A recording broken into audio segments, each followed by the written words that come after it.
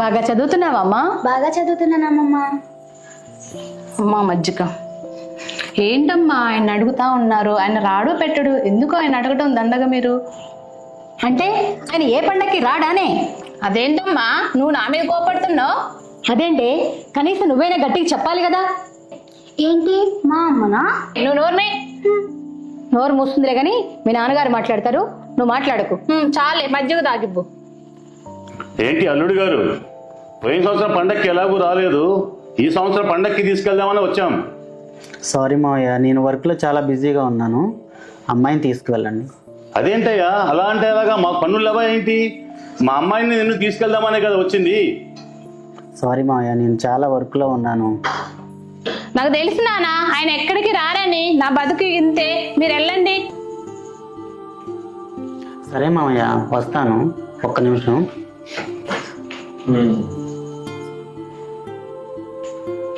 చూసావా మీ నాన్నగారు ఎలా ఒప్పించారు? అవునమ్మా, చాలా హ్యాపీగా ఉంది నాకు. హే అమ్మమ్మ, మన ఊరు వెళ్తున్నాం. సరే బంగారు తల్లి.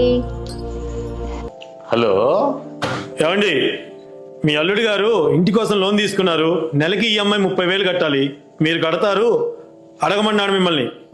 అదేంటి ఆయన లోన్ తీసుకుంటే నన్ను అడగడం ఏంటండి? అవన్నీ నన్ను అడుగుతారేంటండి? మీ అల్లుడిని అడగండి, మీ అల్లుడి నెంబర్ ఇచ్చాడు, మేము ఫోన్ చేసాం. సరే సరే, అర్జెంట్గా పంపించండి. సరే సరే, మా అల్లుడితో మాట్లాడి సెటిల్ చేస్తాంలేండి, సరేనా? మీరు చూసుకోండి, పంపించండి.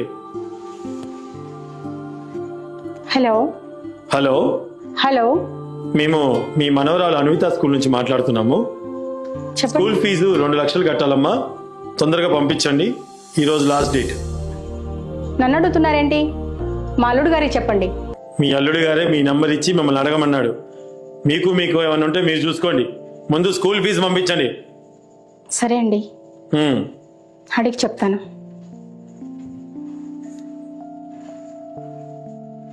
హలో హలో, గోల్డ్ లోన్ 40,000 కట్టాలమ్మా, త్వరగా పంపించండి. నన్ను అడుగుతున్నారేంటి? మీ ఆయన నిన్నే అడగమన్నాడమ్మా. నన్ను అడగమన్నారా? అవును, మా ఆయన వచ్చాక చెప్తాలేండి. త్వరగా పంపించండి. మామయ్య గారు బయలుదేరదామా? ఏంటి బయలుదేరేది? ఈ హౌసింగ్ లోన్ ఈఎంఐ కట్టలేదంట, ఇది నన్ను కట్టమని చెప్పావట, ఏంటి? అదేంటి అల్లుడు గారు, మనవరాలు ఫీజు కట్టమని నాకు కాల్ చేశారేంటి? గోల్డ్ లోన్ కట్టమని నాకు ఫోన్ చేశారేంటి? మరి ఎవరు కట్టాలి? ఎవరు కడతారు? ఆడవాళ్ళు కడతారా? ఇంటికి మగాడివి నువ్వు కట్టాలి కదా. కాదా, మీ అందరూ నా వాళ్ళే కదా, కడితే ఏమైంది? ఎలా కడతామయ్యా? మీరు చేసిన అప్పులన్నీ మేము కట్టుకుంటూ కూర్చుంటావా? మా బాధ్యతలు మాకు ఉండవా? వా, ఇదేం సోద్యం? స్కూల్ ఫీజు కట్టమని నాకు కాల్ చేయటం ఏంటి? టైం ఫీజు కట్టాలని మీకు తెలీదా? నన్ను ఈఎంఐ కట్టమంటే నేను ఎక్కడ తెచ్చి కట్టానండి? ఇవన్నీ మీరు కట్టలేనప్పుడు పండక్కి నన్ను బలవంతంగా తీసుకెళ్లే హక్కు మీకు ఎక్కడి నుంచి వచ్చింది?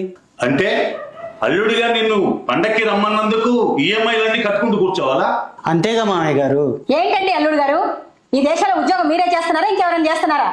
పండక్కి రమ్మని పిలిచినందుకు ఎప్పుడు పోలేంటి? దేవుడా, ఇన్ని అప్పులు చేశారా? నా పరువంతా పోయింది. అవును అల్లుడు గారు, మా అమ్మాయికి ఇలాంటి పరిస్థితి తీసుకొచ్చావేంటి?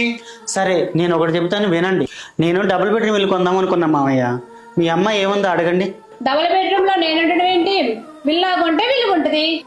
అదే మామయ్య, హౌస్ లోను. ఏదో నాకు తగ్గట్టు పాపని చిన్న స్కూల్లో చదివిద్దాం అనుకున్నా, అందుకు మీ అమ్మాయి ఏముందో అడగండి అత్తయ్య.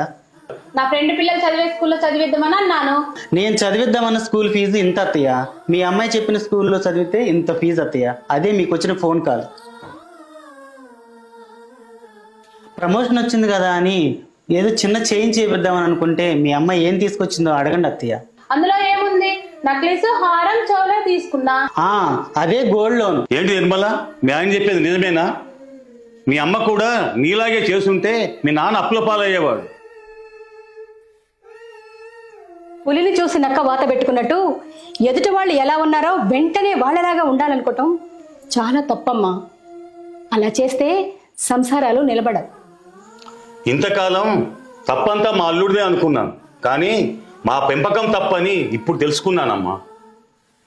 సారీ డాడీ, మీరు పేరెంట్స్ మీటింగ్కి రాకపోతే నా మీద ఇష్టం లేదనుకున్నాను. I'm so sorry daddy. నువ్వు నాకు సారీ చెప్పడం ఏంటి తల్లి, నువ్వు నా బంగారు తల్లివి. ఏమండి, ఇదంతా నా వల్లే జరిగిందండి, మిమ్మల్ని అర్థం చేసుకోలేకపోయానండి, నన్ను క్షమించండి. లే నిర్మల, మన ఇద్దరి మధ్య ఇవన్నీ ఎందుకు?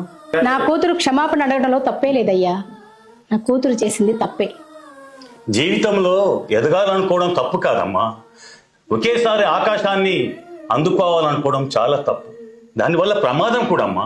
భర్తను అర్థం చేసుకోవడం ఒకటే కాదమ్మా, భర్త సంపాదన ఏంటి, మన ఖర్చు ఏంటో ఆలోచించుకొని నడుచుకోవాలి. కూర్చొని తింటే కొండలైనా కరిగిపోతాను సామెత ఊరికే రాలేదమ్మా.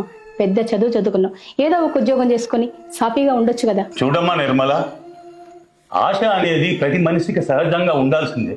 అది మనిషి ఎదుగుదలకు తోడ్పడే విధంగా ఉండాలి కానీ వేరే విధంగా ఉండకూడదమ్మా.